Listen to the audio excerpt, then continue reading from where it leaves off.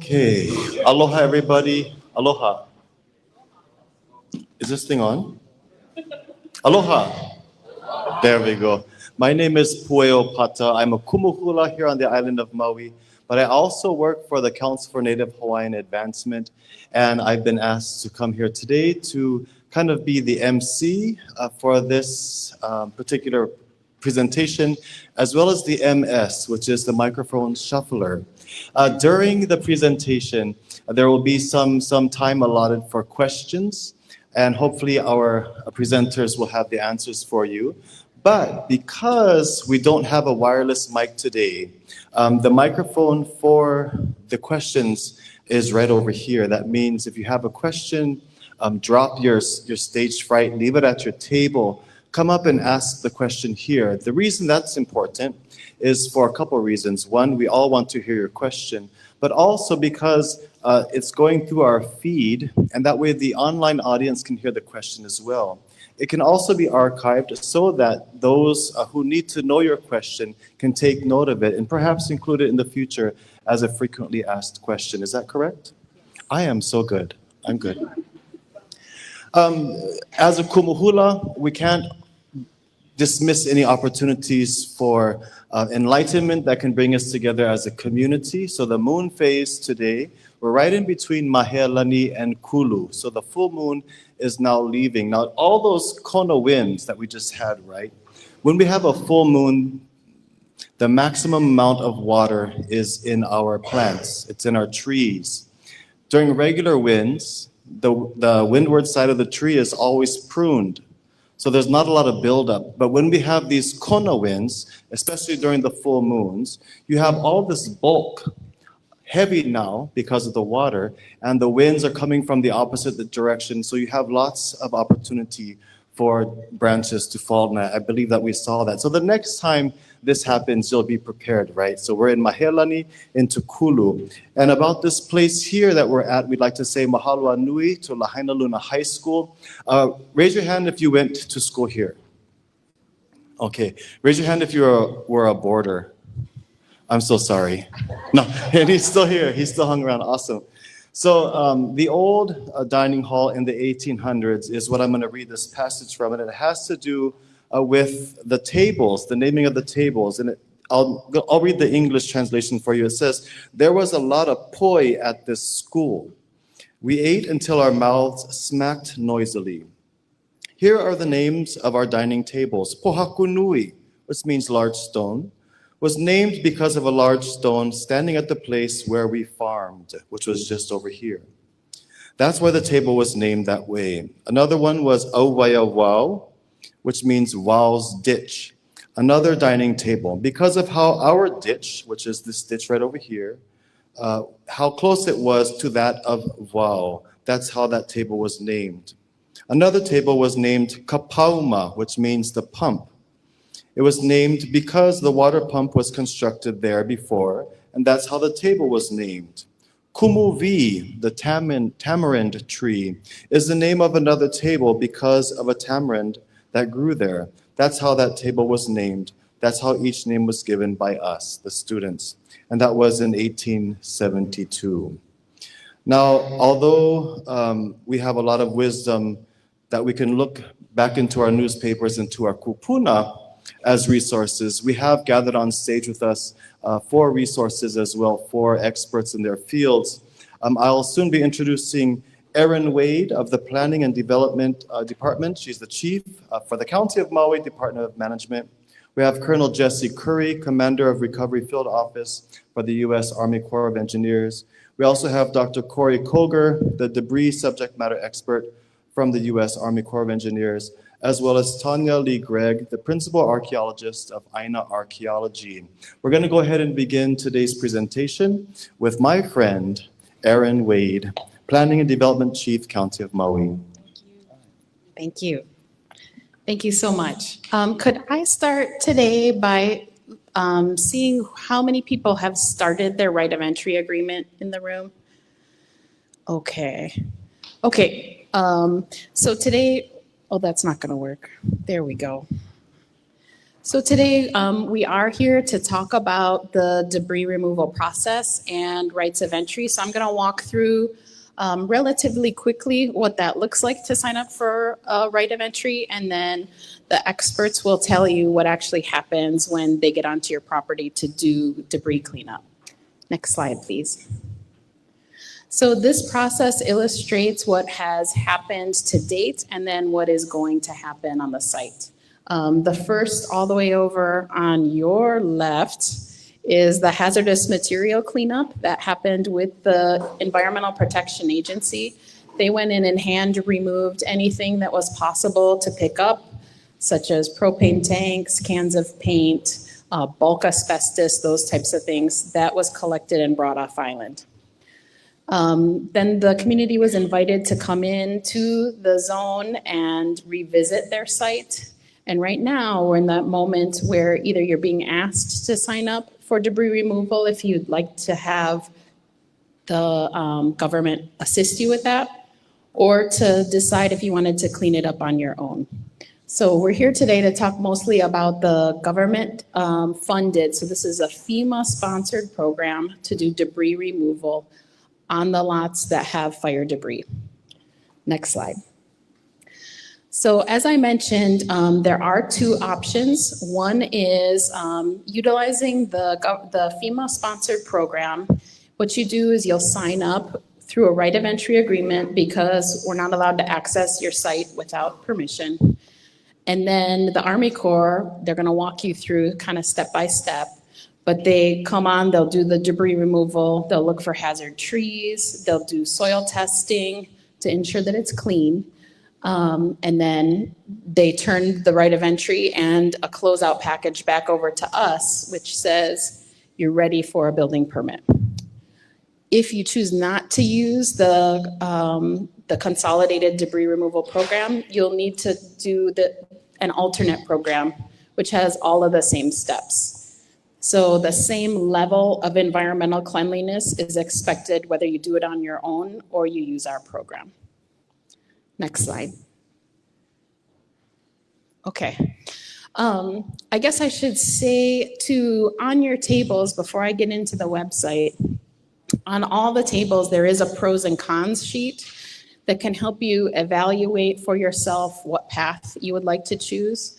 We did already complete debris cleanup in Kula. The Army Corps of Engineers completed cleanup on 100% of the sites in Kula.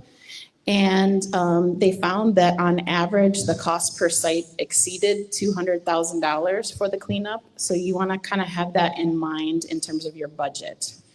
The cost of the debris removal, so the FEMA pays all of the initial costs, and then I'm going to talk a little bit about how your insurance related to debris removal is affected either way. Okay. So to sign up for the right of entry, the best way to go about it is to go, there's multiple ways, but easiest way is go to the MauiRecovers.org website. Next slide. On the main page, you'll scroll down to where it says sign up for cleanup. You will click that. And it'll take you to this section of the debris cleanup page. Also on this page is a map so that you can see, next slide, the locations that have already signed up or that are in the process of signing up. So this is just a zoom in at 505 Front Street, but the area surrounding those in blue have started the process of signing up for right of entries. This image is about 2 weeks old, so we've had a lot more come in since then. We're at the total number is over 1,900 at this time. But if you're curious, like if you've signed up, but you want to know if your neighbor has already signed up or not, you can check this site and the map to see what the status. Next slide. Okay, so if you haven't signed up or you still have additional properties that you need to register, you can go to this where it says new application or applicant. And then you'll see this is the portal. So we have partnered with HIEMA, the State Emergency Management Agency, to create the portal for the right of entry. Next slide. You'll provide your email. It's going to ask you to verify it. And then it will create your record just like this. So this is actually just a dummy application I created so that I could show you exactly what the right of entry looks like.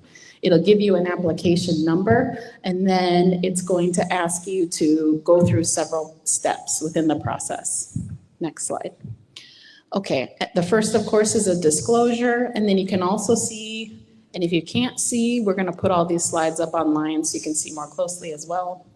They're going to ask for property owner, the property information, your insurance, and a consent. And then if you have supporting documents to upload, you can do that all in the portal. So as I just kind of went through that list, in terms of property ownership, it's the address and the tax map key number. If you don't know the tax map key number, you might want to work with one of the agents that's here to ensure you're able to identify what that is. Using your phone and email always to contact you.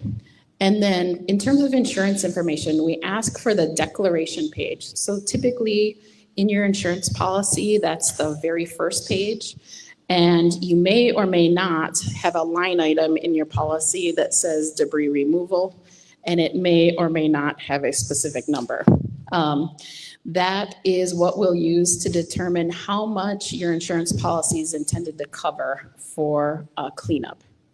Because of the Stafford Act at the federal level, we're not allowed to duplicate benefits. So what that means is if you, in your insurance payout, got funds to do debris cleanup, and then you also accept the federal government's assistance to do the cleanup, the funds that you're provided for debris removal do need to be retained by the County of Maui.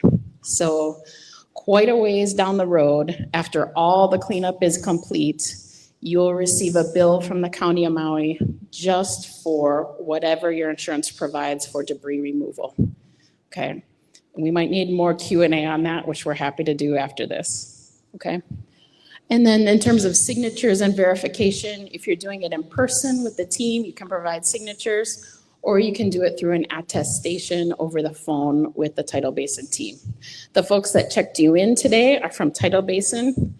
Christine and Ann, do you guys mind raising your hands? Yep, that's the Tidal Basin team. They're here to help you today with your right of entries. If you wanted to look up your status or start one today, you're welcome to do so.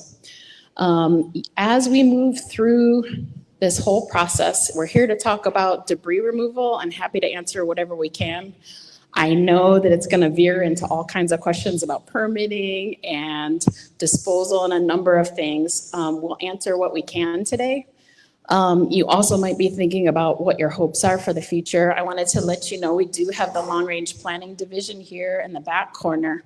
If you wanted to come over and engage with them, this is Kavika, if you guys want to raise, and Karen, yeah, are here. So you're welcome to go engage with them as well and share any thoughts and ideas you have related to that. Next slide, please.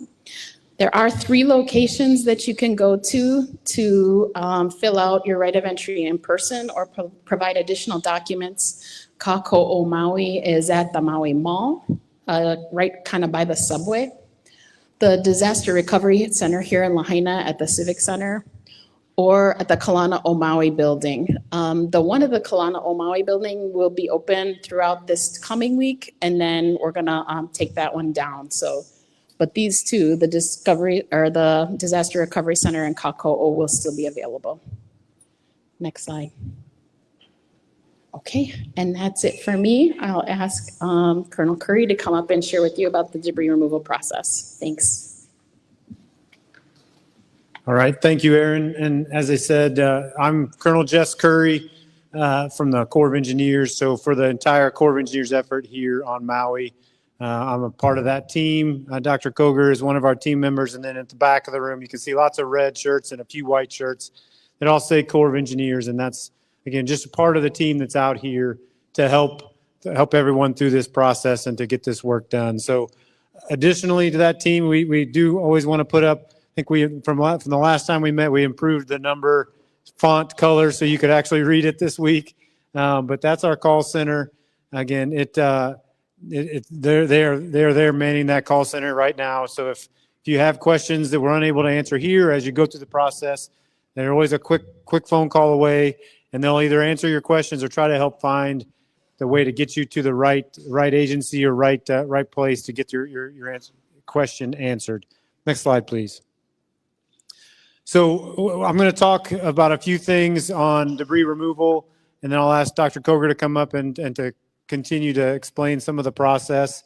But again, this information it's out there. We certainly have been talking about it for the entirety of our time here. But I would also add that as we do this work and as we get into new phases, it does change. We do have additional details that we add that in many ways are tailored towards the questions that you're answering or you're asking, because it's important to us to make sure that you make the right decisions and that you understand the process. We're not asking anyone to sign an ROE blindly or to accept entrance into the federal program without getting all their questions answered.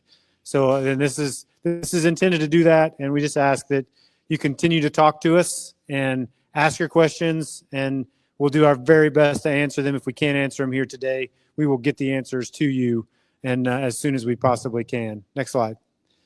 So again, this has been available for quite some time on myrecovers.org, but this is just a basic demonstration or a slide to show the process. At the top of the blue font, you can see phase one. That's everything that's taken place prior to the new year here in Lahaina. So that phase one effort, along with EPA, in order to get the hazardous household materials out of Lahaina, to have our teams out there doing the assessments of the properties that were damaged or destroyed, and ultimately determining what phase two is going to look like. Throughout that entire time as well, supporting the best we can the county's efforts to gather ROEs, to answer your questions so that we can get as many folks into either this program or the alternate program as possible. So where we are today, we'll be able to really hit the ground running and start work moving forward. Next slide, please. Actually, go back one, because I think when I, if you don't mind, if it does that. Thank you. So 2 weeks ago, I got some good retraining from one of the folks here to say, hey, explain. So I will take a minute to talk through the phase two steps here, because again, I don't want to miss that, and it might answer some questions. So when we get into phase two, there's a lot of key steps that have to take place. That the far left column there, that pre-debris removal step. So it includes that clearance of the sites by the EPA, right of entry forms being validated, our work to essentially get everything ready to start work on those properties. The key distinction in that debris removal before we move from the left column to the center column is we've got that right of entry in hand. So the right of entry, all it does is it gives us your permission to go onto your property and to do this work. And so once we have that, then we can actually come in and do the invasive work to remove that debris, to remove that ash and other things that are part of this, and essentially make your property clean. As we do that, we're mobilizing our crews. We work through those steps. One thing I would emphasize is archaeological monitors, cultural monitors are on site for all of these properties. So recognizing that there is a lot out there in Lahaina that we have to be aware of, that we have to be cautious of as we do this work. I would also add that, I'll show here in a little bit that we have our personnel that are there, and they wear a different type of red shirts and the Corps of Engineers hard hats and construction vests, but they are there to be watching every property that gets done, to watch extremely closely, ensuring that the promises that we've made for how we're going to do this, that's how it's getting done. Additionally, they're there for you. So we welcome anyone. When a homeowner gets the call to say we are scheduling your property for for cleanup. That will be at least 72 hours prior to the start of debris removal on your property. Those people calling will ask, hey, do you want to come out and meet us at the site where they're going to do a 360-degree walk around your site? Do you want to come out for that? Do you want to come out and be there while the work is going on? And our folks will be there to stand with you and to talk with you and answer your questions. And as that work progresses, if there's things that we can do that, something comes up and, hey, I didn't think about this whenever I filled out my right of entry, there's opportunities for us to adjust, as that work is done. And so they'll talk to you about that. We'll consult cultural monitors, archaeological monitors, all those involved to see what we can do.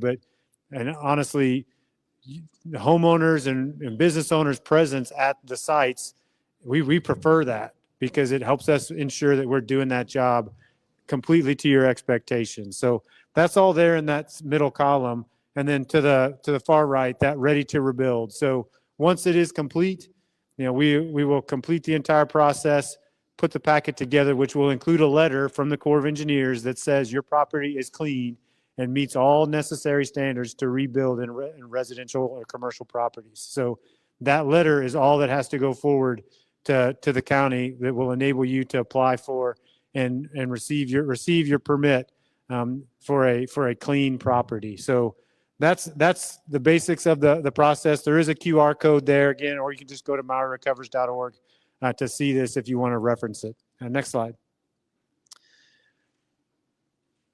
So this is just a couple of examples, and this is not in Lahaina. We'll have a couple of pictures of that here in a minute. But again, this is how we try to demonstrate what a before and after looks like. You can see in the before picture, the debris, the standing walls, all that's there above what is the foundation. And then in the middle, you can see what ultimately was removed. Part of the process, and we will certainly get into the details more as you need us to, that foundation that was underneath the structure, we, through every experience that the Corps of Engineers and FEMA has gone through with fire responses and these types of events, that foundation is no longer viable to rebuild on. So you can see that square that's missing is where that foundation was. After they remove that foundation, they'll remove 6 inches of soil underneath that foundation to ensure that all the contaminants are removed, and the final step will be for us to test. And that's an extra step that normally in these fire debris removal responses, the Corps of Engineers and FEMA does not do. But in order to enable the homeowners, the business owners, to ensure that their property is clean and be on as fast track as possible for that building permit, FEMA has given us the ability to go in and do that test and get those results back to ensure that that property is clean before we leave that particular location. Next slide. So this was a before and after up in Kula, and you can see the before with the debris and for the remains of that house, and then really the final cleaned site. Next slide. And then this is a property just down the hill here in Lahaina, just finished really within the last week.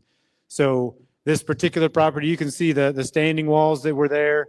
One of the realities of the severity of this fire is the walls that were built. Those walls are most are no longer structurally sound. Those that had contained rebar, in many cases, that rebar was deformed or melted inside the walls. So those walls are evaluated, but many will have to come down as they did on this particular property. I would point out, you can see at the front of the property, the wattles that are there, which again, we call best management practices for erosion and runoff. Before we start the property, those are put in place. And then after we leave the property, those remain in place. So after we're complete, those will remain there for the county, for the homeowners, to again, ensure that in the time between you're able to get back to your property and to start to rebuild, that there is something there to continue to control erosion from coming off of that property. Next slide. We do get a lot of questions about the process, the plastic wrapping process. So valid concerns about how do we protect the environment and the communities as this material makes its way from the residence it's being cleaned off of and to the temporary debris storage site. So you can see the plastic wrapping. The picture on the left is it's draped over the sides of that truck. You can also see a gentleman or woman there that is spraying water to control the ash as they're doing this work. But ultimately, it is placed inside this plastic wrap and encapsulated.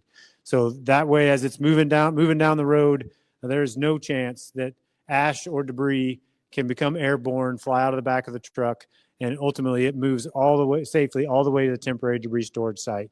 When it's placed in the temporary debris storage site, that plastic wrap will come open. I know there's, there were our previous reference to it as the burrito wrap probably painted a little bit of an incorrect picture of burritos aren't supposed to come open. But when it does get in the TDS, it will come open as they are placing that material. But I can assure you that the temporary debris storage site, for those that are concerned, it is built to standard, is performing as designed, and it is absolutely adequate to protect and control that hazardous material, whether or not that plastic from the burrito wrap stays closed or not. It is not dependent on that burrito wrap to be well above the standard needed to control that debris from impacting the environment. One of the other things we'll point out, so this, speaking of the temporary debris storage facility, again, concerns over how that works, how we protect the environment there, but also just do the operations in a way that will keep the trucks from getting debris on them as they do this work. The basic construction of the temporary debris storage site, it has a lot of other features, but really at its basic points, there's a prepared subgrade, a geotextile layer, which is a kind of a felt type of a layer, goes down over top of that, an 80 mil plastic barrier then goes on top of that geotextile layer, high density polyethylene geomembrane layer. And just for reference, in normal temporary debris storage sites that are constructed, it's usually, I think it's 12 mils. So again, recognizing the environment that we're in, we were authorized to increase the thickness of that layer significantly, just to add more protection. On top of that is another geotextile layer, and then on top of that is 2 feet of a prepared subgrade. So, and that really what that subgrade is intended to do is, as the trucks, as the heavy equipment move that material around, there's no way that they can damage that membrane. And concerns over, well, are they going to drive on it? Is it going to wear holes in the membrane? It is absolutely eliminated the possibility of that occurring on this site. And as they do that, again, they'll continue to monitor throughout to ensure that this design performs as intended. Next slide. One of the things they also do, so this is an example of, again, that subgrade being dumped into on top of the geotextile layer. As they do that, this is also probably a good example of how the trucks, when they pull into the temporary debris storage site, how they dump the plastic wraps. They build a platform so that those trucks don't drive on top of the debris. So concerns about debris getting on the tires and driving out of the TDS with the trucks, and there's people there watching it very closely to ensure that doesn't happen. But there's procedures in place or to ensure that they do not drive on the debris and track any of that, the contaminated material, back out of the temporary debris storage site. Those teams that are also watching to ensure that continues to be upheld, are also ready to, if for some reason they see anything that causes concern, then they'll go and clean off the tires. They'll do what's necessary in order to ensure that that material stays in the TDS where it's intended to stay until there's a permanent debris storage location. Yes, ma'am. And if you want to ask your question, I'll repeat it, and then that way you don't have to step up.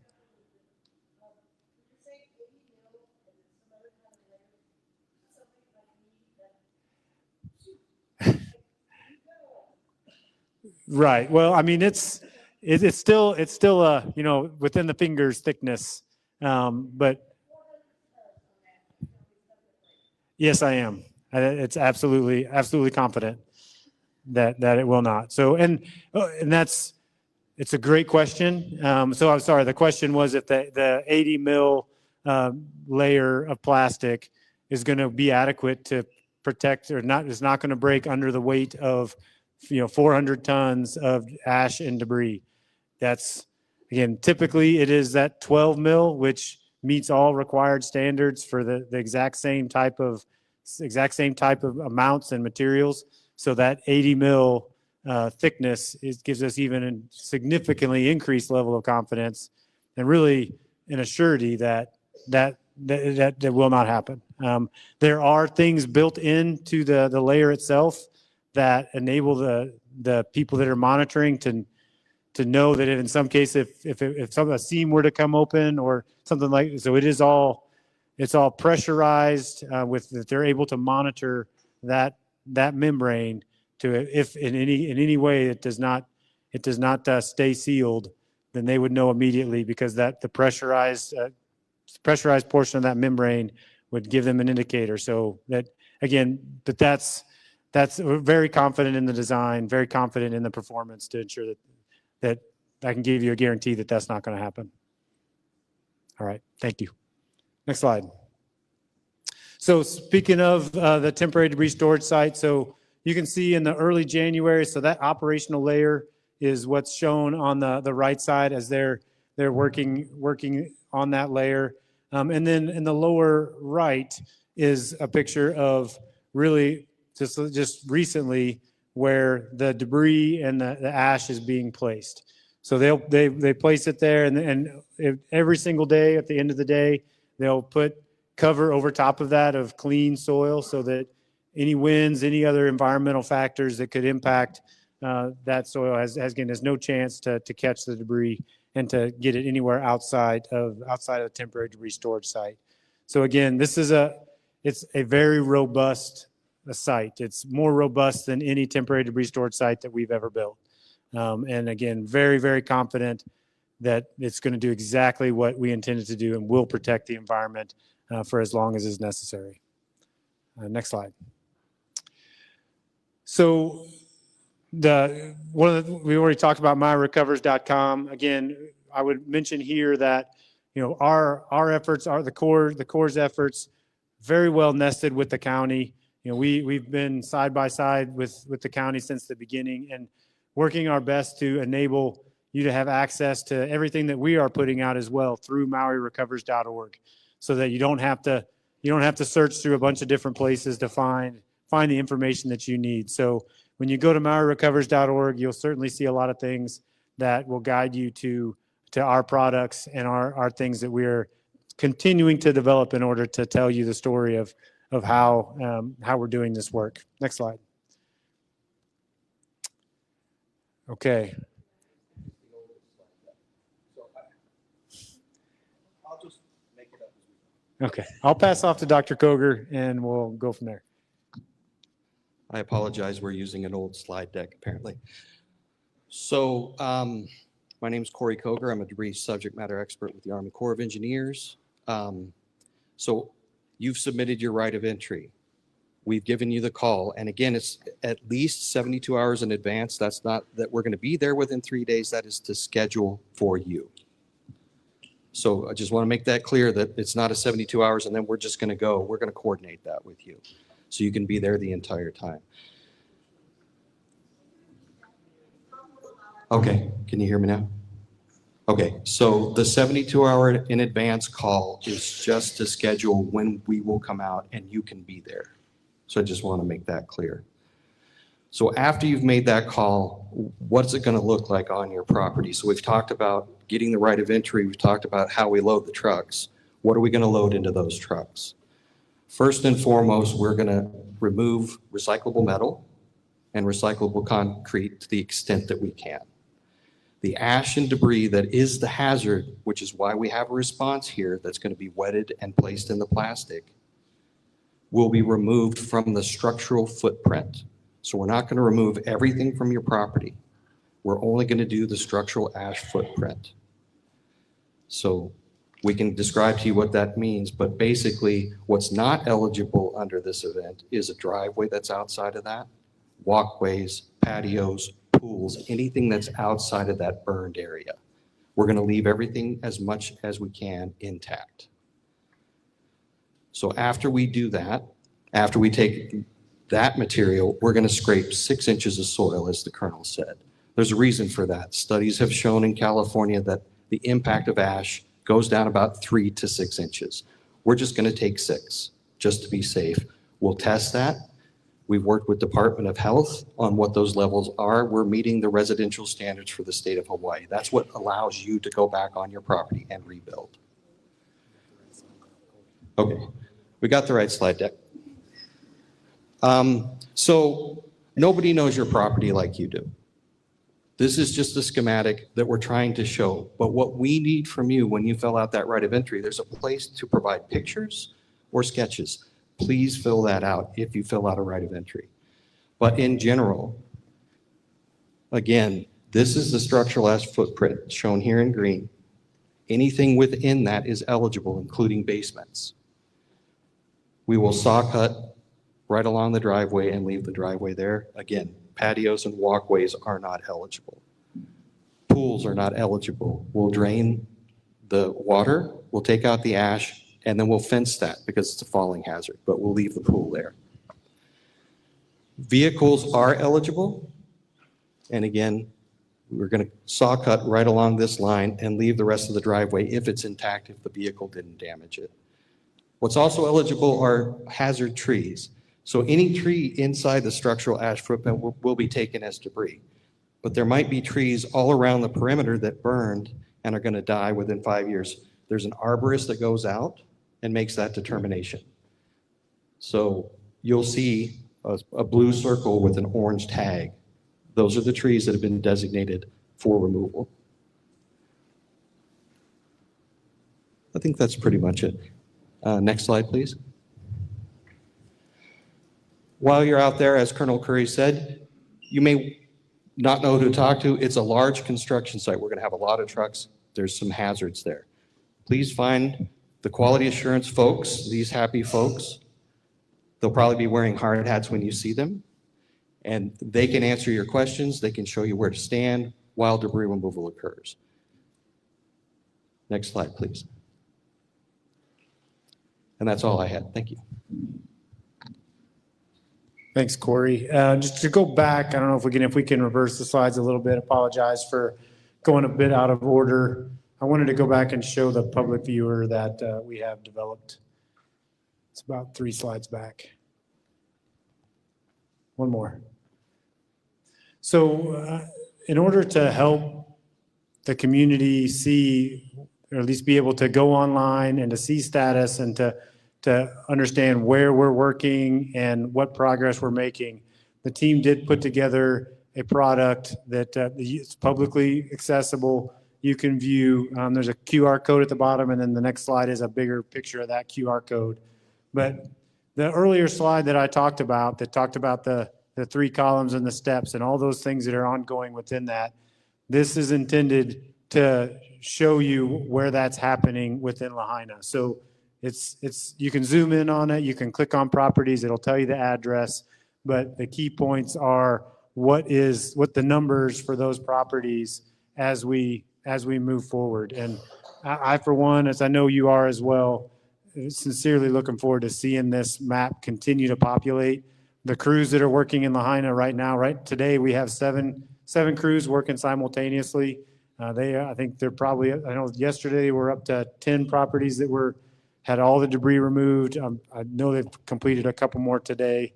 So again, they are moving quickly through these properties, and those statuses will be reflected on this map. It's updated overnight, every night. So when you're looking at it, that status will be as of 8 a.m. that particular day.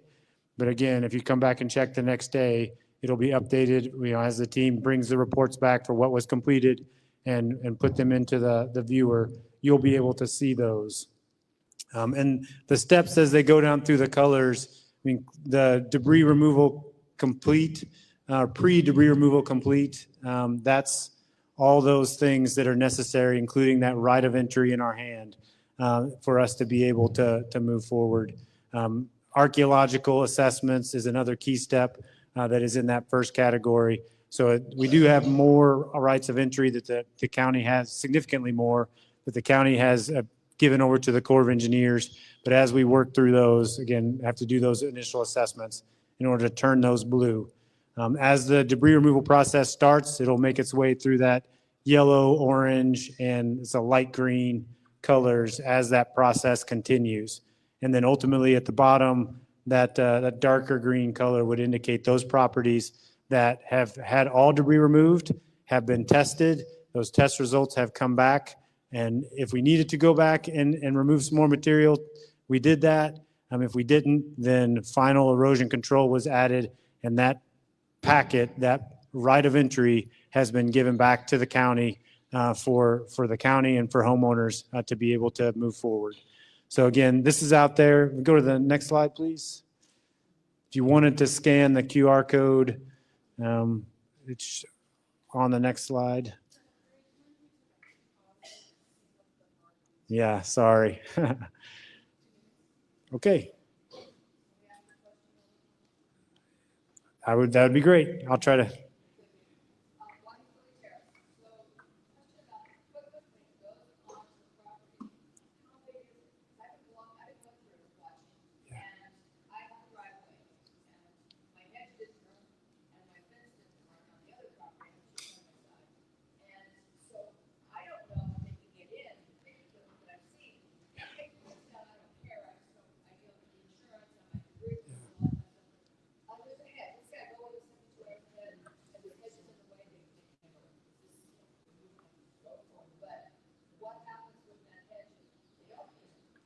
Yeah, it's a good question, and I'll summarize the question. For the properties where access to the property is a challenge for the equipment that needs to do the work, and you've got hedges, you've got other fencing that was not damaged. That's all part of what they'll work out with you, with the homeowner at that initial call. Clearly, we're going to try to find the best balance to do that work without damaging anything that doesn't absolutely have to be damaged. There are some properties where they will try to use smaller equipment as opposed to the big excavators. But again, I think that's part of that interaction that we really want to have, so we can work through those types of challenges on every property. So again, that conversation will happen for your property, and if there's any way possible to make our way through and not cause extra damage to things, then that is absolutely what they'll do. They're in the back. How is it determined that you only clean the footprint of the house? Isn't all the other ash that's been up and landed on that property that it got wet? Won't that go into the soil? So it's a good question. The question was, how is it determined that the federal program will only remove the structural ash from the house that came down? And really the answer is that the federal program, we're only authorized to remove the structural ash and debris that came down. So, and it is typically more than just the foundation. Part of that, or that footprint around the foundation, Dr. Koger talked about, we called the halo. When we do those assessments, they go and assess where the ash from the structure has migrated to on that property, and that's the boundary that they will remove that from. And the intent there and our authorization is to remove the debris that is part of that structural ash. There, in some of these properties, especially the larger properties, there is other debris. There's trees, vegetation. There's even probably some small structures. There's sheds, things that you had on your property that cannot be included in what this program can remove. As you look at the challenges for that, again, certainly work with the county for where that material can go. But for this initial cleaning, that's not something that this program is authorized to remove. And that's just one of the limitations that we have. Yes, sir.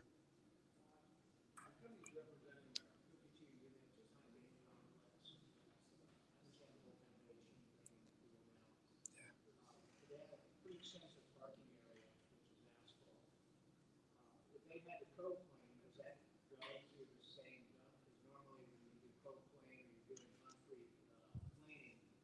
that stuff is recycled. Obviously, maybe it's not created recycled at this point. What happens with that material since that's not covered under recycled scope? Yeah, so the question was for a condominium unit, a 52 unit, essentially your parking lot that's not part of the federal program. Where does that go?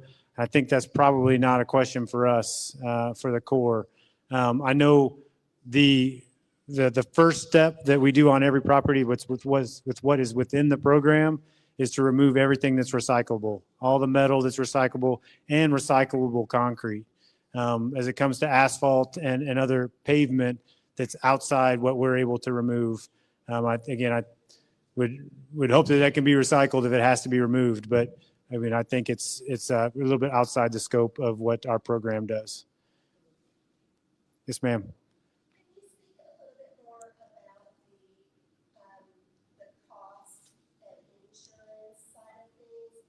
I've heard that we as homeowners, with the homeowners insurance policy, would potentially have access to our debris removal bucket of insurance to remove all of those items that we will not be removing before we then relinquish the remainder of that bucket to our employer. Yeah. Is that correct? We have the rest of the property to do and then stake out. Right. I've certainly heard that addressed by the county in previous meetings. I don't know if you know, Aaron. Yeah, so the question was as it applies to your insurance policies, that as Ms. Wade mentioned earlier, again, at the end of the whole process, the county is gonna come back for what is left in your insurance policy to pull it back so that there's no duplication of coverage. The question was, if you used insurance money to remove the other debris that could not be part of this program, is that part of what the county is going to also try to take back? Yeah. Thank you. So let me just share real quick, and then we'll jump back, and then we'll have Q&A at the end. So if you had, let's say you had a $10,000 debris removal policy, okay? And the Army Corps goes in and does their cleanup, and then you have fencing and a play structure and a handful of things still left that didn't get taken. You can use that $10,000. So let's say you hire a contractor for $5,000 to come clean up the remainder. All we can ask for is the remaining $5,000. Okay, does that make sense? Okay, great. All right. And again, sorry for the slide complications that caused that little delay, but I'm glad to answer the questions. Next slide, please. And I think we're up to the next briefer. I'll introduce Tanya. Thank you.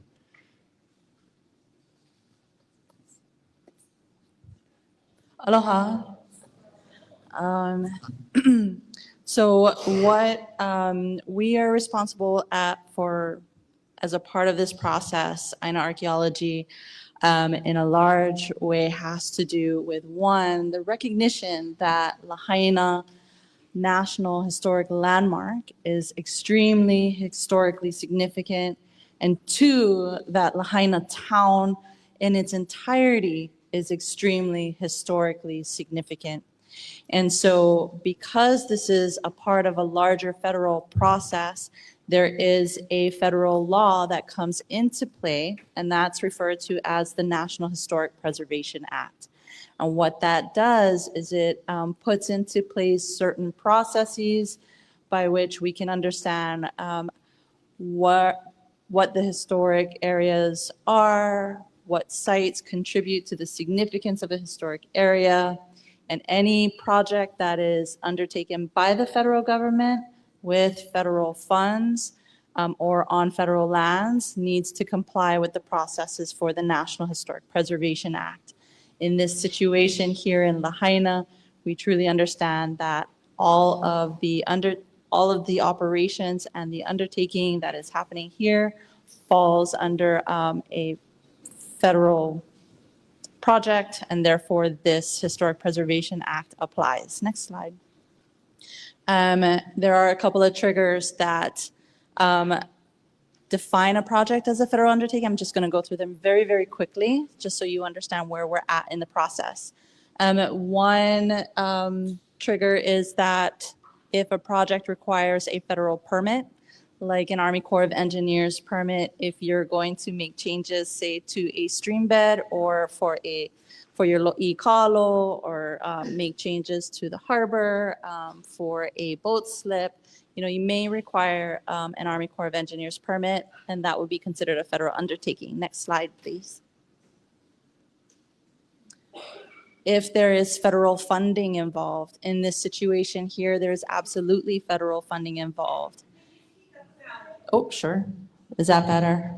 Sorry, all right. I feel like I should karaoke, but okay. Federal funding involved, absolutely, it becomes identified as a federal undertaking. Next slide, please. And then if it is straight up a federal project, a federal agency is responsible for the project and it's being carried out on federal lands, that in and of itself determines it to be a federal undertaking, and the National Historic Preservation Act will apply. Next slide. So the process that is set up under the National Historic Preservation Act, and some of you may be very familiar with this from various projects that have happened across from Lahaina town, is the Section 106 process and compliance with that process. Next slide.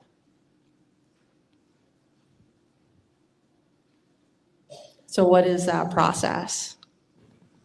It is, one of the pieces of that process is identification and documentation of historic properties. So any area of significance, any area of cultural significance that meets the criteria of a historic property, in this case, sometimes just 50 years or older, requires documentation in accordance with the Secretary of Interior standards. So this is where your archaeological team comes in, surveys the property, surveys a project area, and documents what is identified as historic properties in these areas. Next slide, please. The second piece to this is consultation with Native Hawaiian organizations and other ethnic groups that may have cultural affiliation with a certain area. Native Hawaiian organizations can be larger organizations like the Office of Hawaiian Affairs. They have been very active in the consultation process for the debris removal program. Other types of organizations or other entities that can be recognized as a Native Hawaiian organization are families who can demonstrate genealogical ties to the area and show generational residency in a specific area. And as you know, Lahaina town is just the generations that have lived in this area and know this area like they're like the back of their hand. That mana'o is so very important for this process. Next slide, please. So what all of these pieces do, and this is really Section 106 in a nutshell, is that the identification and documentation of historic properties in the individual lots at the individual in Lahaina town, and consultation with organizations that have a cultural affiliation with the space, is all pulled together to determine whether or not the debris removal process is going to have an adverse effect or negatively impact a historic property or a space that is culturally important. Next slide, please.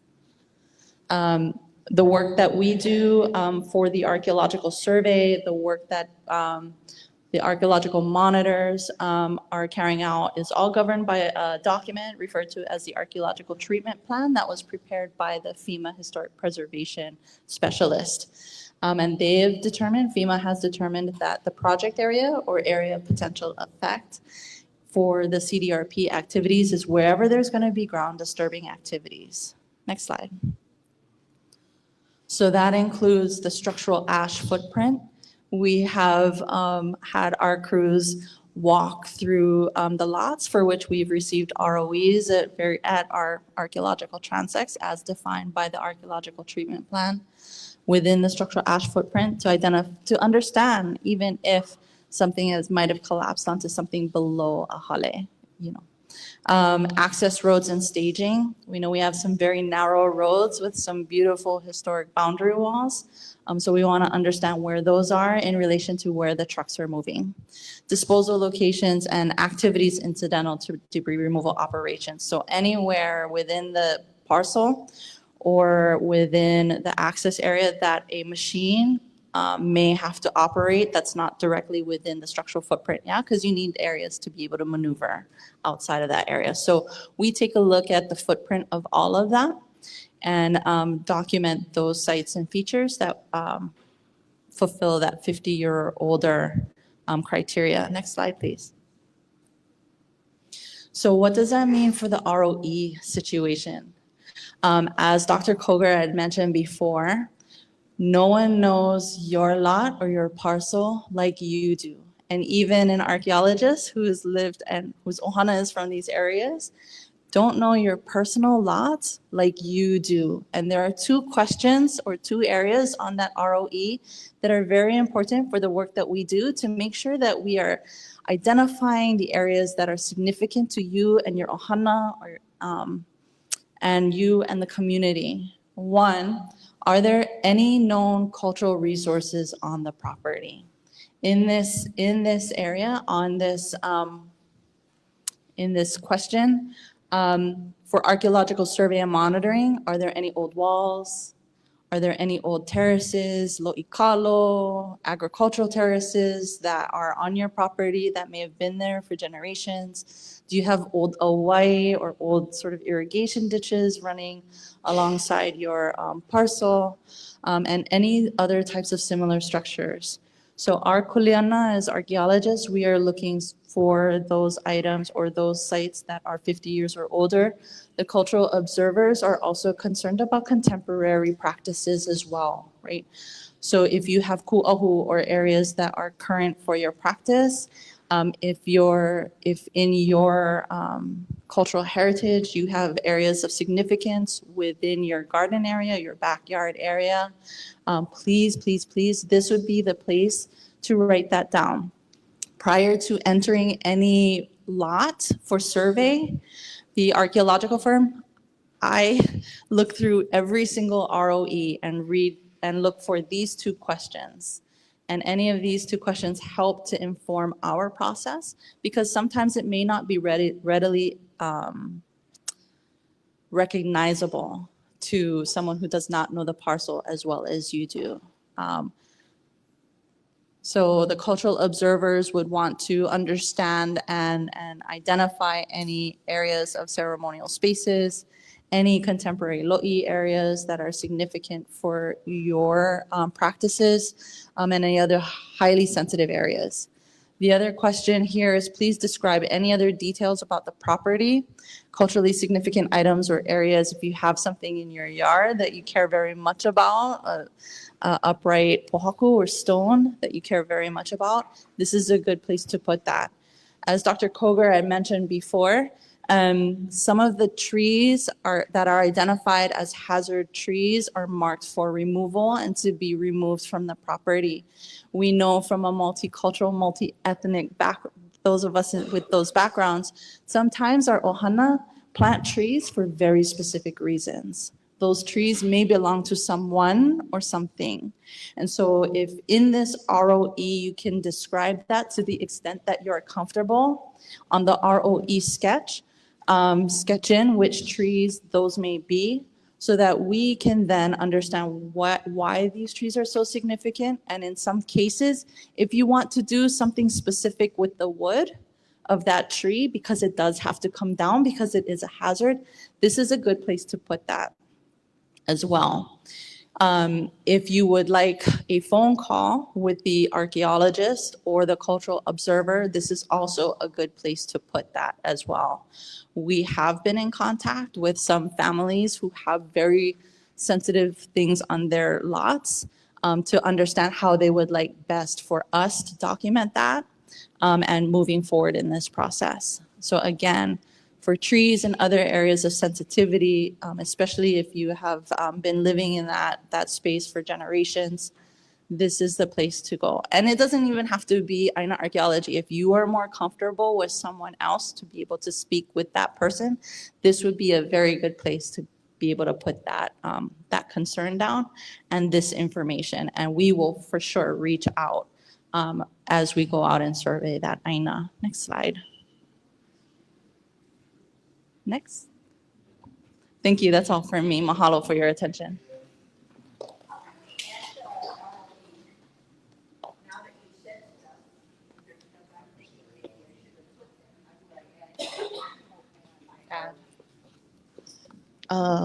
Thank you.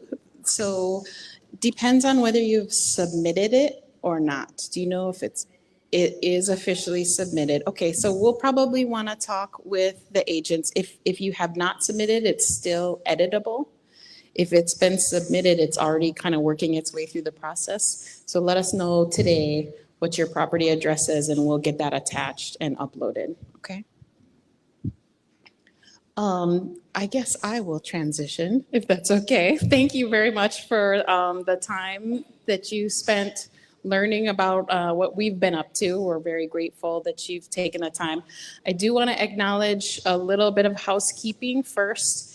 If you need it, there's restrooms, Wahine on this side and Kane on this side. There are snacks at the back table, and we also have the two teams that are going to be available up here to assist you. I wanted to acknowledge Council Member Tamara Paulton, who's here in the back. Thank you for being here. Wonderful. All right, and I think we will open it up for Q&A. All right. And may I please ask Pueo Pata to assist us with bringing the microphone to individuals who need to ask questions? Yeah, they have to come Oh. here. Yeah. Okay, so because we don't have a mic that is loose, if you're able to come up to the mic when you would like to ask a question, that would be great. Thank you. Hi, thank you. Is there any kind of schedule? Did I miss something? It seems like the clearing is happening in a random fashion, hit here, there.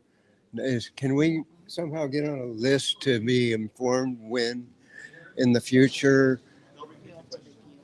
Yeah, I can repeat the question. So the question was the schedule for clearance, and if we can notify you where you fall on that schedule, where we stand right now. So we are working with the county. The county has set the priorities for us on where to start. So the priority one are those properties that are in the neighborhoods that still have some existing homes or are near the edges of Lahaina, where they are close to, again, existing homes, either where people are already living or could move back to once their properties are cleaned. So as we receive the rights of entry from the county, then that goes into our process to determine amongst that priority one locations how they're going to mobilize to each one. We really only work right now. I mean, each crew is really got about five properties in their queue.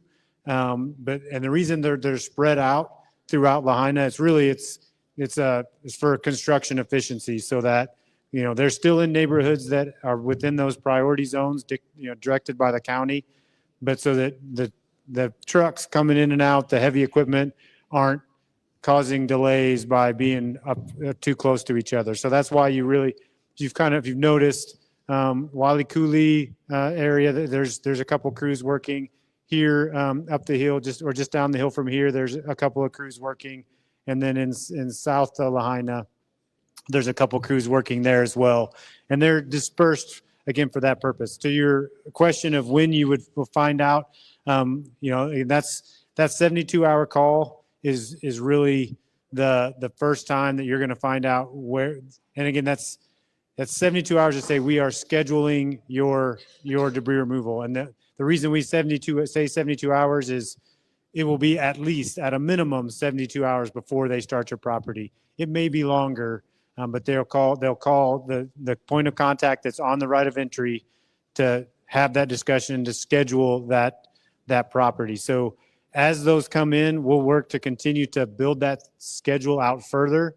But again, we're a little bit dependent on what we've received from the county, the properties that once we receive the right of entry, then we have to go do the archaeological assessments. And then those properties are kind of then become in the queue. So I think to your original question, I can't really tell you exactly when your particular property, if you can verify that your property is with the county and they've got it, and they can tell you if it's one that's been transferred over to the Corps of Engineers, that would give an indication that you're in the earlier stages of the properties that are going to be removed. I'm sorry, say that again. Who do you call? So you can always call the hotline. You can, certainly call the numbers on MauiRecovers.org for the county, or I would recommend go to the back even here today and talk to those folks. I've made a lot of calls. I get different answers from everybody I talk to about what you can do, when you can do it. There's no schedule for, set pace of ways. We're all suffering here. Yeah. So the comment for those that couldn't hear it, and for those online, is just lots of calls made and getting different answers depending on who you talk to. What I would say to that is this is definitely an operation in progress. Our team members, everyone involved is doing their best to be consistent in our messaging. That said, as we continue to move forward and we learn new things, sometimes that talking points change. If you have questions that you've gotten different answers for in the past, and I would respectfully ask you to come talk to us about those today, and we'll give you the best answer that we have. I hope it's similar to what you've had in the past. But again, all those that are involved are committed to try to be consistent in that messaging and not drive you crazy with giving you a different answer every time. Yeah. Okay. Yeah. Yeah. No, and we definitely recognize that's part of this. Yeah. Yeah. Okay. I think next. Yeah, go ahead.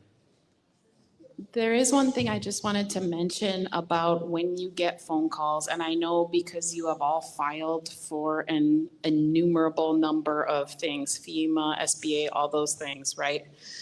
Please, though, if you can, answer the phone, because the 72-hour thing is important. We have been getting people who aren't answering, and then they're jumping to the next lot. So I know it's a lot, and I know you don't know where the calls are coming from, and it's just a lot to deal with. And I just want to tell you, we acknowledge it, but we do want to stay in communication. So please, if you can, and if you want to wait for the message, that's fine, but then return the call so that we know that we can get you on the list. Okay.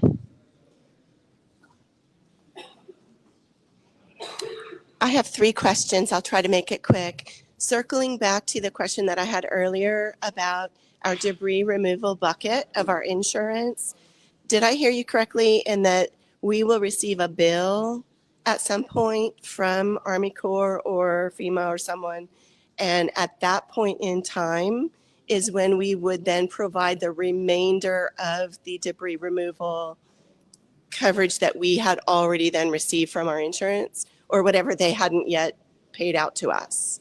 Very good, yes. So repeating the question was, when will the bill come, and do you need to set the money aside, essentially? So yes, if you have a line item in your insurance that's specific to debris removal, set that aside unless you need to use some of it for additional debris removal.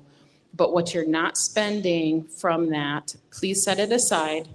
And then it's going to be a while, like very honestly, the Corps will complete their mission before we know the cost per lot. So it could be 12, 18 months or more. Then the county will do our own assessment of each individual lot and be sending the bill. Again, you'll only pay from your debris removal policy what remains. So signing the right of entry is not an automatic sign over of the debris removal bucket. Correct, no, and you will have, if between the time you receive the bill or between the time they do the cleanup and the time you receive the bill from us, you have additional cleanup to do, you're welcome to use your insurance funds for that. Okay, thank you for that. My second question also has to do with insurance.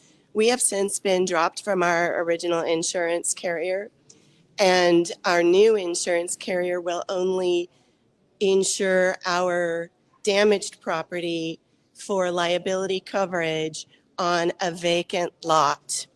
At this point in time, it is not actually a vacant lot, I don't believe, because there is still defunct structure, debris. So my question is, does the Army Corps and anyone working on our property carry their own insurance coverage should someone get injured during this debris removal process? Yes, our contractor carries insurance. When they're on your property, they're covered by their insurance, and they would not apply for a claim against your homeowner's insurance.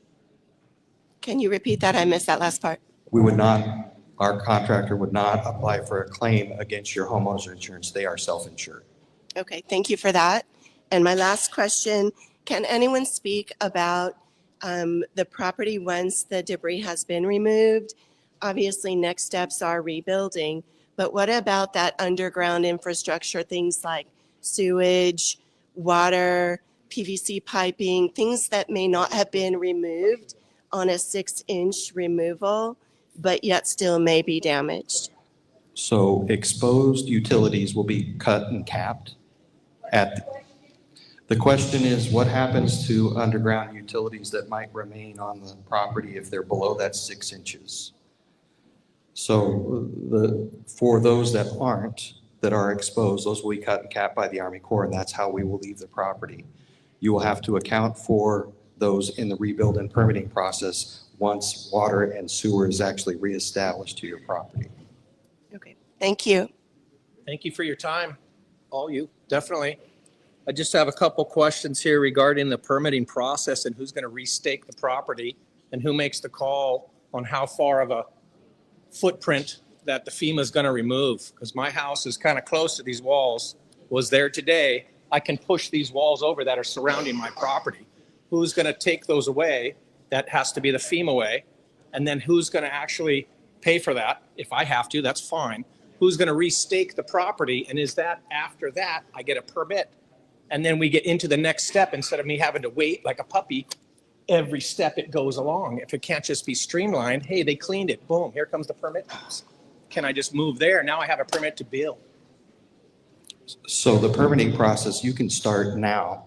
Who's going to make the call on the walls and all my cleaning of the lot? The rest of that. So the question was, who's going to make the call on what's eligible and what's not? Correct. So we had a contractor go out and perform a site walk on every parcel. Correct. Not even that we I saw the received stakes. rights of entry for. So when you saw that stake go in the property, they mapped what Okay. they think is Because eligible my for walls that. are pushed in from the original property line. Yeah. Just that's how life was. So in some cases, it's fence line to fence line if there's ash. And the so- fence lines are like this. And so there's going to be an issue if there's a common wall between one property Correct. and another, and we have an ROE for one and not for the There's going to other. be somebody there to go, this is it, let's go. Correct. And when you do your 360 site walk, you can discuss that with the Perfect. contractor. Super cool. Thank you. Thank you again for your time, you guys. Appreciate that. Thank you. Thank you.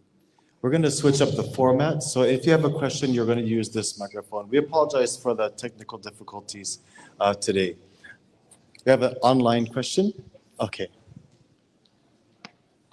So the question is, can the county automatically issue a building permit after the cleanup? Thank you.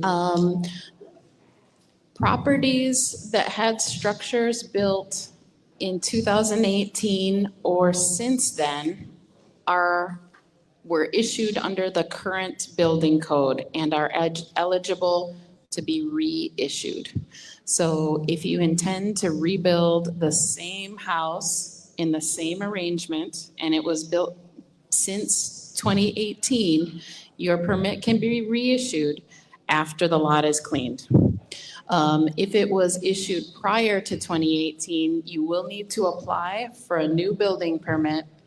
The Department of Public Works is establishing an expedited permit review process.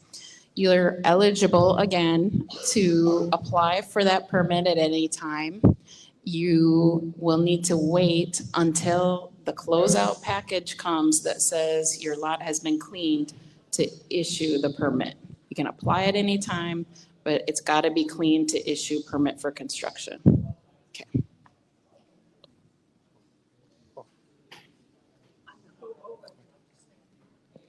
Come to this microphone. So, Aaron, I think this might be for you. Wyola Church owns a property on Luakini Street. We had 6 water meters, 6 grandfathered in houses from 1910, I think. So at this point, what are we allowed to rebuild on that property? It's non-owner residential at this point. Or is there going to be any zoning changes for downtown? The question was about Wyola Church specifically and the mixture of uses. I believe it's in Historic District 1, which allows for, it's quite a breadth of available uses in Historic District 1. So if it's consistent with the zoning, you will be allowed to apply for a building permit with no change of zoning or expectation. There's residential is permitted in that district. Even a mixture of uses is permitted. The concern could be the proximity of one building next to another, and the need to have fire separation as required under current building and fire code, which may not have been the case previously. So again, it'll have to be evaluated on a case-by-case basis, but my understanding is those uses are all still allowed in Historic District 1. Yeah, so the best thing to do is actually to come in and talk to the planning department. Kavika, who is actually here from the planning department, is the cultural resource specialist. So he would be a great person to connect with before you take off today. All right, you're welcome.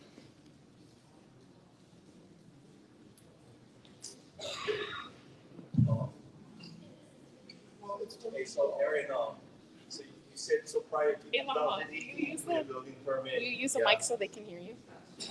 But then Facebook can't hear you. We have the illustrious Ilama Farm.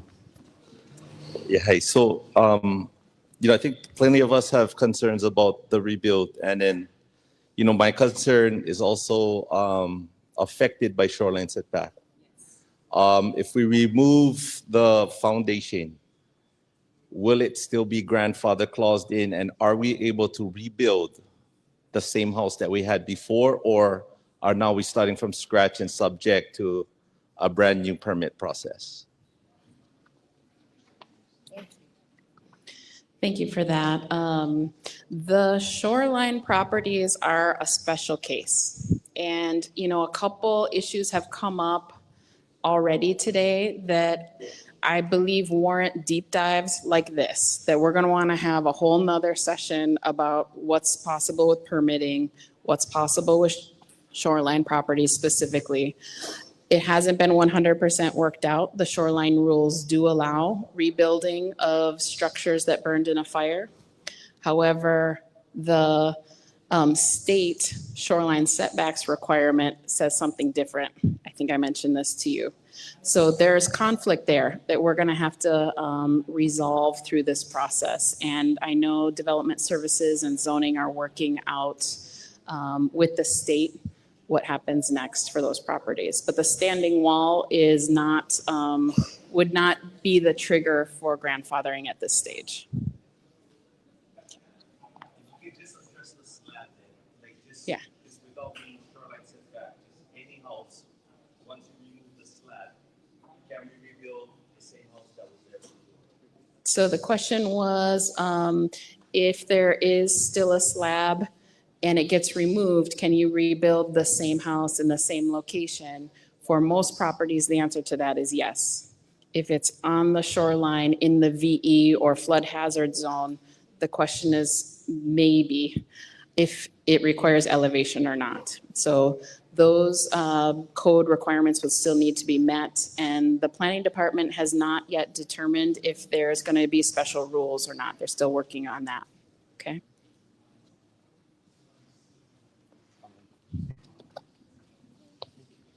This question's also from online. If a resident has gone through the process of having their property cleared and their permits issued, will they be able to begin building while the Army Corps is still cleaning debris from the area or from their neighboring properties?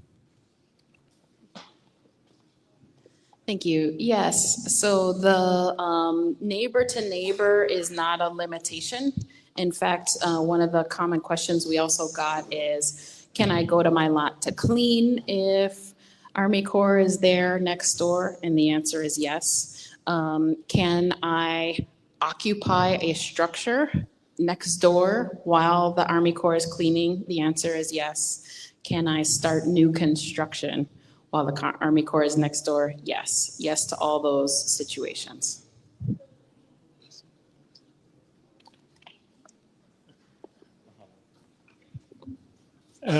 You answered one of my questions I had, how quick we can rebuild in a neighborhood as soon as we get the permission to rebuild our lot, so we can start construction right then and there. Okay. And another secondary question, what are the criteria that you guys decided that a lot is selected for cleanup?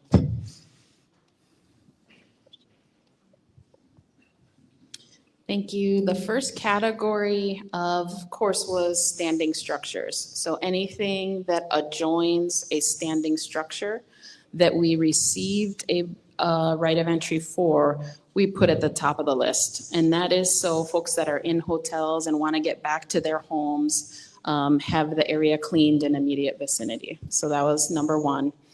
Number two is anything that poses a health and safety risk to the community or the environment in any way. And so those are being pushed to the top. And then the third is, does it have access to sewer and water? As you know, there's a lot of areas that still don't have clean drinking water or sewer service. So the areas that do, we put at the top to allow the whole process to move faster. That said, it's still based on the right of entries that come in. So this very first contract that got issued was just under 300 parcels. The ones that were in went. And so you're gonna see there's properties getting cleaned over the next few weeks that might not have been in that top tier, but because we had 300 that were ready to go, they went. So just understand that as we get more properties coming in, those are gonna get folded into the next round of contract. Okay.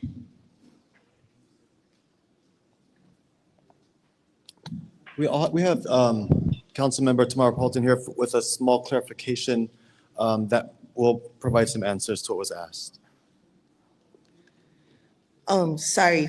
On Thursday, we had a presentation in the Water and Infrastructure meeting about the expedited permitting process.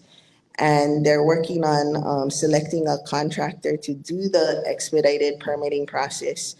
They hope to sign it off like around February 16th. So if you put in your permit prior to February 16th, it will probably go through the regular process. But if you wait until the bid goes out, it can go through the expedited permitting process. What they told us was that the expedited permitting process is for the building permit, and other regulatory permitting processes still apply. So if you are within the SMA zone, you may still need to get an SMA permit. If you're in the historic district, you still need to go through that process, and flood zone. So I guess that might be the next steps of expediting those things. One other point is if everything gets built back the same, then the same dangers still apply, you know? So if say you live up Lahainaluna Road and you're not in the SMA, you're not in the historic district, but your streets were substandard, maybe we can start going neighborhood by neighborhood about like evacuation routes and things like that, like what your neighborhood wants to see as a possibility.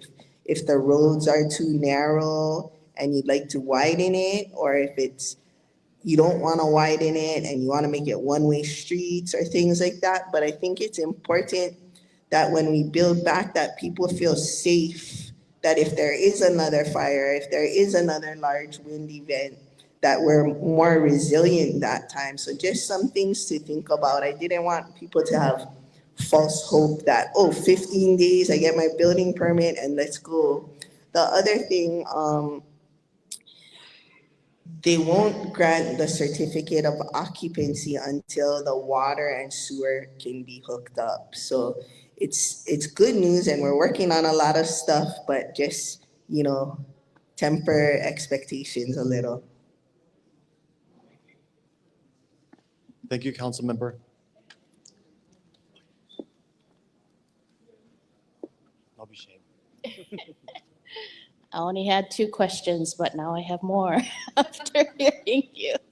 So my first question is, how many cultural monitors do you have? Like, is that a limitation for how many properties you guys can clear in a day or in a week, or how does that work?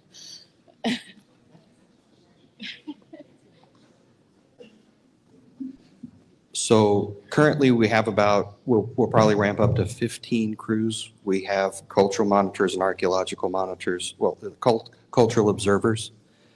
They're currently not a limitation. Maybe going forward when we ramp up to 30 crews, we might have some scheduling issues, but we don't see it as an impact to schedule.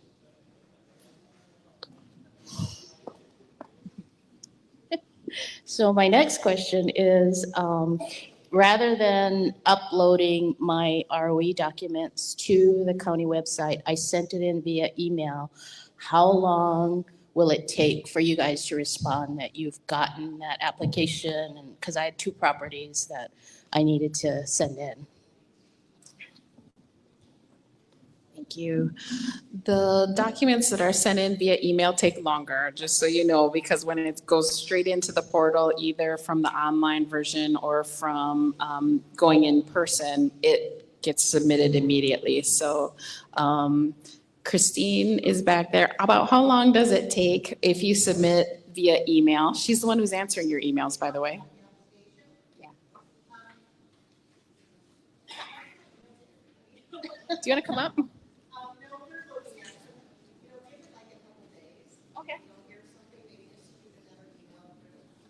Okay.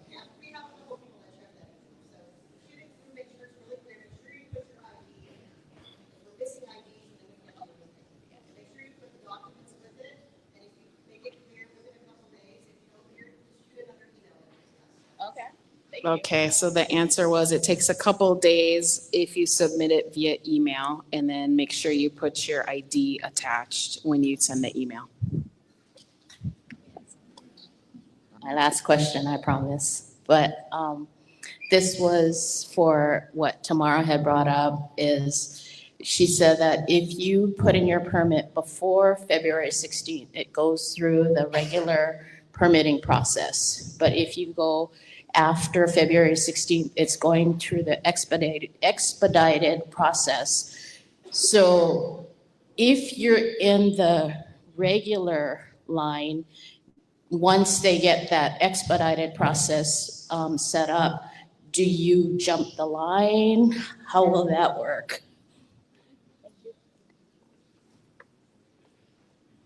Unfortunately, I didn't see the presentation at the DRIP committee, so I'll have to get back to you on that. And I did this last week too, where I wrote down a series of questions that I didn't personally have the answer to, and I'll be able to provide those back via email. You've provided your email when you signed up. I'll send that out in the FAQ sheet. Okay, thank you. So if you haven't signed with your email, please be sure to do so if you would like to know the answer to that question. Regarding the debris teams out there, 10, 15, up to 30 maybe at some point. If the 30 is so much demand, like on the highway, we got traffic problems already. Are they, or could they be working on weekends to spread that out? And also, could there ever be night crews because of the size of the cleanup? Yeah, thanks for the question. So again, we're working 7 days a week and holidays. So again, they do work the weekends now to spread that out for safety reasons and to ensure that the work is done correctly. We are just working during hours of daylight. But as we look, really, one of the reasons we started with one crew starting on the 16th, and now we've expanded to 7. As we expand, we'll continue to monitor the stresses and the pressures that places on the road networks. Currently, there's really only one place where you can see the crossing where it crosses over the main highway. But again, that's part of our goal is to get to as many crews as possible. But as we continue to expand, that may be somewhere where we have to make the decision to say, okay, this is the maximum number of crews we can have working because of those types of limitations. But we're going to push to as far as we can and safely. And again, I think over the next 2 to 3 months is when you'll see us kind of hit that peak level of performance.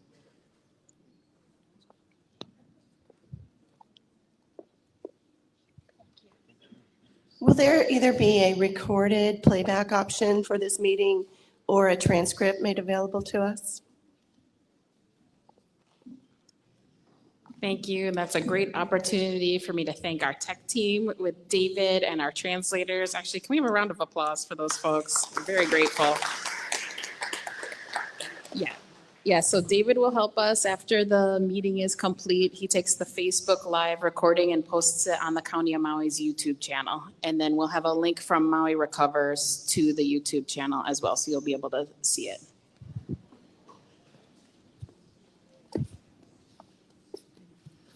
Is there a possibility that you guys could open up the lower Hanapi'ilani Highway so that you guys could go down through town to the bypass, and then we'd also have the bypass for traffic for people coming in and out every day? Because right now we only have one access road for everybody and the tourists and you guys. And so if you're working in Kahana and you're coming down to Lahaina, you've got a minimum 45-minute bumper-to-bumper traffic from 3 to 6 every day. Is there any way you can open up the highway and you guys accessed it through town, or we access it through town, not using the side streets and going to the bypass that way?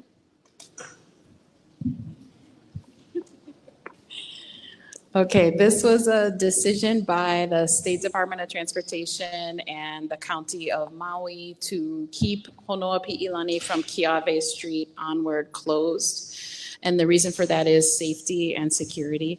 However, there are changes getting made to Keawe Street to improve traffic flow as well at the intersection of Honoapi'ilani and Keawe. So there will be some additional temporary traffic signals put in to have additional improved flow and some rearrangement of those lanes to ensure you're getting a couple lanes going right, a couple lanes going left to improve the flow.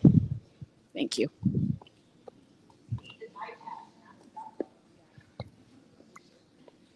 This is an online question. What types of permits or approvals would be necessary to place a tiny home on a cleared property? Thank you. And this would be another one for a good deep dive session. We do have a process that's getting put together for temporary housing units. The process will apply to both lots that are cleaned within the burn zone and also lots outside of the burn zones if you wanted to house ohana or friends that need an additional place to live. So we're working on the temporary unit permitting system and hope to have that back out to you in the next couple of weeks.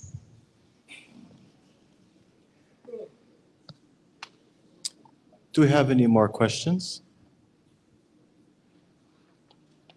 Well, Lahainaluna is famous for the kukui grove, the remainder of which is still down there, called Kaukaveli it means terror strikes us, because that's where students who were unruly, their ends met some ends through spankings.